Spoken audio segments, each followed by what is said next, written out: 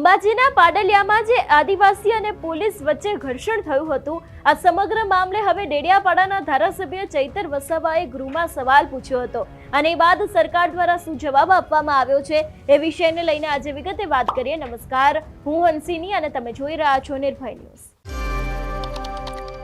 અંબાજીના પાડલિયાના આખા બનાવ વિશેની વાત કરવામાં આવે તો ખાસ કરીને ગુજરાતમાં ગત ડિસેમ્બર 2025માં યાત્રાધામ અંબાજી નજીક ગબ્બર રોડ પર આવેલા પાડલિયા ગામમાં ફોરેસ્ટની જમીન બાબતે હંગામો થયા બાદ ફોરેસ્ટ અધિકારીઓ અને પોલીસ કર્મીઓ પર પથ્થરમારો કરવામાં હોવાની ઘટના સામે આવી હતી. ઉશ્કેરાયેલા ટોળાએ વન વિભાગ અને પોલીસની સંયુક્ત ટીમ પર ભીષણ પથ્થરમારો, તીર કામઠાથી હુમલો કર્યો હતો. આ ઘટનામાં કુલ 47 અધિકારીઓ અને કર્મચારીઓ ગંભીર રીતે ઘાયલ થયા હતા. આ મુદ્દો વિધાનસભામાં ઉઠ્યો હતો અને આમ આદમી પાર્ટીના ડેડિયાપાડાના ધારાસભ્ય ચૈતર વસાવાએ કરેલા સવાલનો જવાબ સરકારે આપ્યો હતો કે અંબાજીના પાડલિયામાં થયેલા ઘર્ષણમાં પોલીસે ફાયરિંગ કર્યું નથી. આ ઘટના બન્યા બાદ 2 સરકારી વાહનો અને 30 જેટલા પોલીસ કર્મચારીઓ બંદોબસ્તમાં હતા.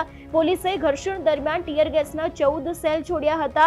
ઘર્ષણ દરમિયાન 17 પોલીસ કર્મચારીઓની ઈજા પહોંચી હતી એવી વાત છે તે સરકારે જવાબ આપતા કહી હતી. પરંતુ ક્યાંક ને ક્યાંક ચૈતર વસાવાએ આ સમગ્ર મામલે પોતાની પ્રતિક્રિયા આપી છે ને જે બનાવ બન્યો હતો એને લઈને પણ વાત કરી છે અને સરકારની સામે પણ ક્યાંક સવાલો ઊભા કર્યા છે. જ્યારે મેં આ વિષયને લઈને ચૈતર વસાવાની સાથે વાતચીત કરી હતી એ દરમિયાન તેમના દ્વારા શું કહેવામાં આવ્યું છે સાંભળીએ. અત્યારે મારી સાથે ડેડિયાપાડાના ધારાસભ્ય ચૈતર વસાવા જોડાયા છે. ચૈતરભાઈ, જે રીતે ગૃહની અંદર પાડલિયાનો આખો જે વિવાદ સામે આવ્યો હતો, આદિવાસી અને જે આખું ઘર્ષણ થયું હતું પોલીસ વચ્ચે, એ મામલાને લઈને તમારા દ્વારા ગૃહમાં સવાલ પૂછવામાં આવ્યો હતો ને એ પછી સરકાર દ્વારા શું કહેવામાં આવ્યું છે? આજે વિધાનસભાના સન્માન્ય ગૃહમાં 18મા નંબરનો એક પ્રશ્ન મારો હતો અને બીજો પણ એક પ્રશ્ન ગૃહ વિભાગને હતો કે પાડલિયામાં જે ઘર્ષણનો બનાવ બનીને જે બહાર આવ્યો હતો તો એમાં વન વિભાગે વનીકરણ કરવા માટે કેટલા પોલીસ અધિકારીઓનો બંદોબસ્ત માંગ્યો અને એમાં કેટલી ગાડીઓ એમને આપવામાં આવી. અને બીજો મારો સવાલ હતો કે એમાં કેટલા ટીયર ગેસના સેલ છોડવામાં આવ્યા અને કેટલા રાઉન્ડ ફાયરિંગ કરવામાં આવ્યું. અને ત્રીજો મારો સવાલ હતો કે કેટલા લોકો ઈજા થયા. પણ જે કઈ માહિતી મને સન્માન્ય ગૃહમાંથી મળી છે એ સંતોષકારક માહિતી નથી. એટલે તમે જોયું હશે કે એમણે કીધું કે અમે 2 વાહનો ફાળવેલા અને 30 પોલીસ અધિકારી કર્મચારીઓ ફાળવેલા બંદોબસ્ત માટે. આમ જોવા જઈએ તો ત્યારે મીડિયાના માધ્યમથી અને એમની જે પ્રેસ કોન્ફરન્સ હતી એમાં એમણે સત્તાવાર રીતે એવું જાહેર કર્યું હતું કે 47 જેટલા વનકર્મી અને પોલીસ અધિકારીઓમાં ઘાયલ છે. એટલે સ્ટાફ ખૂબ મોટો હશે તો જ આટલા લોકો ઘાયલ થયા હશે. એમણે સરકારી ગાડીઓ 2ને આગચંપી થઈ છે અને બીજી ગાડીઓમાં તોડફોડ થઈ છે એવું એમણે જે તે વખતે સત્તાવાર રીતે જાહેર કર્યું હતું. અને આજે 2 જ ગાડીઓ અમે આપી છે એવી વાત કરે છે.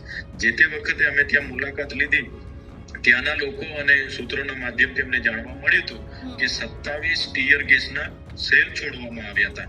તો આજે એમણે વિધાનસભાના ગૃહમાં જે માહિતી પૂરી પાડી એમાં 14 ટીયર ગેસ જ છોડ્યા છે, ટીયર ગેસના સેલ છોડ્યા હતા એવું એમણે જણાવ્યું. બીજું, ત્યાં પોલીસે 50 રાઉન્ડથી પણ વધુ ફાયરિંગ કર્યું હતું એવી પણ ત્યાં માહિતી હતી. ત્યારે આજે ફાયરિંગ નથી થયું એવું જણાવવામાં આવ્યું છે અને માત્ર 17 લોકો ઈજા થયા હતા એવું જણાવવામાં આવ્યું છે. એટલે જે તે વખતની ઘટના બાદ માધ્યમોમાં, સમાચારમાં આપણે જોયું હતું તીર કામઠા ઉછળ્યા, આમ થયું તેમ થયું, આટલા લોકો ઘાયલ થયા. અને આજે માહિતી મળી છે એ આખી સત્યથી અલગ માહિતી મળી છે એવું અમને લાગી રહ્યું છે. તો ચૈતરભાઈ, જે રીતે અહીંયા ફાયરિંગની પણ ક્યાંક વાત કરવામાં આવી હતી એના ઉપર શું કહેશો? હા, એટલે બધું ઘટના તો થયું જ, લાઠીચાર્જ પણ થયો હતો અને બધું થયું હતું. એ રેકોર્ડ પર આ લોકો બતાવી નથી રહ્યા. એમાં એવું છે કે એ સેન્ચ્યુરી એરિયા હતો અને જે પણ ઘટના પાડલિયા અને આજુબાજુ ગામડાઓમાં ખાલી કરાવવાની જે તજવીજ ચાલે છે ત્યાં કોપરની નીચે ખાણ આવેલી છે, કોપર.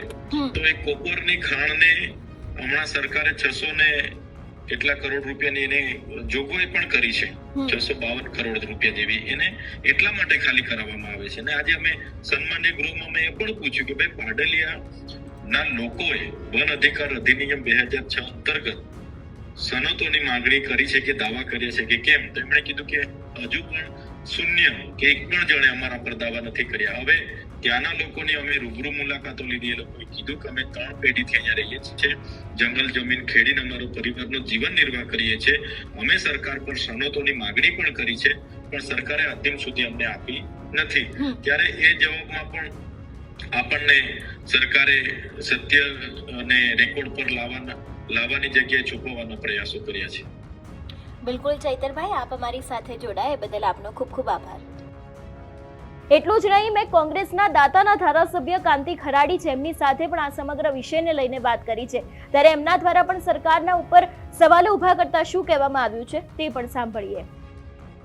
અત્યારે મારી સાથે ધારાસભ્ય કાંતિભાઈ ખરાડી જોડાયા છે. કાંતિભાઈ, ચૈતર વસાવા દ્વારા જે રીતે પાડલિયાનો સવાલ પૂછવામાં આવ્યો હતો એ બાદ શું જવાબ મળ્યો છે? કારણ કે જે સમયે આખો આ બનાવ સામે આવ્યો હતો એ સમયે ઘણા બધા ખુલાસા પણ થયા હતા. શું કહેશો આ વિષયમાં? અત્યારે તો સરકાર તો પહેલા બી વહીવટી તંત્ર ને સરકારે જે આ પાટલિયાનો જે મુદ્દો હતો છુપાયો છે, સત્ય છુપાઈ રાખવા માટે કોશિશ કરેલી હતી. અને આજે ગઈકાલે ગૃહમાં પણ આ મુદ્દો છે ને, જે સાચી હકીકત ગૃહમાં બહાર લાવવી જોઈએ, એના બદલામાં એ મુદ્દો પણ એમને છુપાયો છે. કે એ વખતે એમને એવું કીધેલું હતું કે 47 જણોને સરકારી કર્મચારીઓને લાગ્યું, એના બદલામાં સીધું આજે 27 ઉપર આવી ગયા. એટલે મૂળ હકીકતમાં એમનો મુદ્દો છે ને, આદિવાસીઓને જે મુદ્દો આવે છે ત્યાં એ લોકો છુપાવે છે અને એને વહીવટી તંત્રનું કઈ રીતે બહાર આવે ને એને ઢોકી રાખવામાં આવે છે. એટલા માટે કે આદિવાસીનું એમને ભલે થાય, પણ વહીવટી તંત્ર ને સરકારની જે પોલ ખુલે છે ને એ ખોલવા દેતા નથી, એ ઢોકી રાખવામાં આવે છે હરેક બાબતમાં. તે વખતે આખું ગુજરાતે જોયું હોય અને મોટી ચેનલોમાં બારે બી જોયું છે કે પાડલિયાની અંદર એક વિધવાબાઈને મારવામાં આવી, વર્ષોથી રહેતી હતી, ને તો છતાં સત્ય એ લોકોએ છુપાયું. એટલા માટે છુપાયું, વન વિભાગ અને પોલીસ વિભાગે બાઈના વિધવાના ઘેર જઈને ઝઘડો કર્યો છે. બાઈ પોતે પોલીસ સ્ટેશન અથવા તો વન વિભાગની ઓફિસે ઝઘડો કરવા ગઈ નથી. આ બાઈના ઘેર આવીને ઝઘડો કર્યો હોય તો ગુનેગાર તો વહીવટી તંત્ર કહેવાય ને. એના બદલામાં આદિવાસીઓ પર ફરિયાદ કરી, પણ આદિવાસી બેન જે ફરિયાદ કરવા ગઈ હતી એ ફરિયાદ વહીવટી તંત્રએ સરકારે ના લીધી. એટલે ચોખ્ખું એમ કહેવાય કે જ્યાં આદિવાસી વસે છે, અંબાજી થી ઉમરગામ કે જેટલે કો ત્યાં સુધી આદિવાસીઓનો મુદ્દો આવે એટલે ત્યાં એ લોકો અત્યારે એક જ વાત ઉપર જતા હોય કે આદિવાસીનો મુદ્દો આવે એટલે દબાઈ રાખવાની કોશિશ કરતા હોય.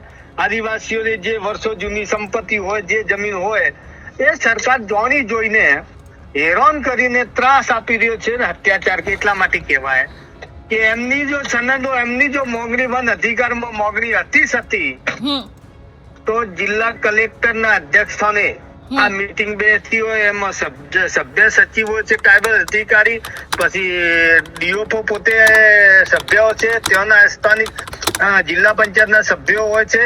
આ એક કમિટી છે.